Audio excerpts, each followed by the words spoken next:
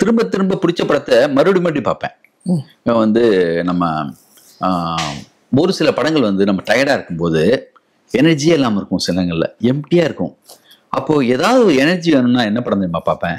Mother India பார்ப்பேன்.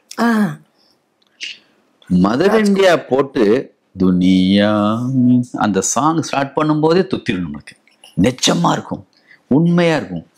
அப்படி ஒரு படமாடான்னு தோணும். அப்புறம் நம்ம இவங்களை பத்தி பேண்டிட் குயின், அந்த படம் இந்தியாவில் வந்த ஆகச்சிறந்த படங்கள்ல அது ஒரு முக்கியமான படம். ஆமா. திடீர்னு சோலையை போட்டு பார்ப்பேன். சோலையை பார்த்தா எனர்ஜி வந்துடும். சேகர் கபூர். ஆமா, சோலையை பார்த்தா எனர்ஜி வந்துடும். அப்புறம் உலகத்துல நிறைய தடவை பார்க்குற படங்கள் வந்து பிரிட்டி உமன் படம் வந்து திரும்பி பார்ப்பேன். பிரிட்டி உமன் பார்ப்பேன், ரோமன் ஹாலிடே பார்ப்பேன். அப்போ கிளாடியேட்டர் என்ன படம், அவ்வளோ உண்மையா இருக்கும், எல்லாமே எங்கேயும் போலித்தனமே இல்லாமல் நிஜமா இருக்கும். மணிசார் படங்கள நாயகன் பார்த்தா போதும் கண்ணீர் வரும்.